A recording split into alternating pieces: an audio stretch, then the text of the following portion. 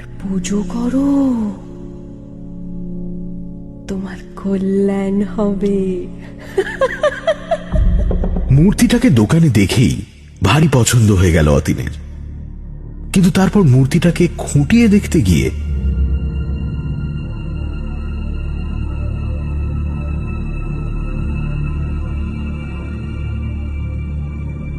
সেদিন রাতেই অতীন স্বপ্নে দেখল অসাধারণ অপরূপা এক দেবী অতীনের মাথায় হাত বুলিয়ে বলছেন, অতীন,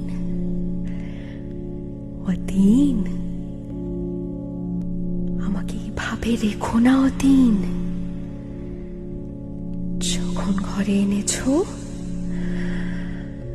আমার পুজো করো,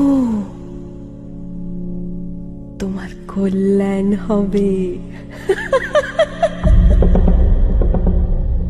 পর 3 রাত ঠিক একই স্বপ্ন দেখল অতীন।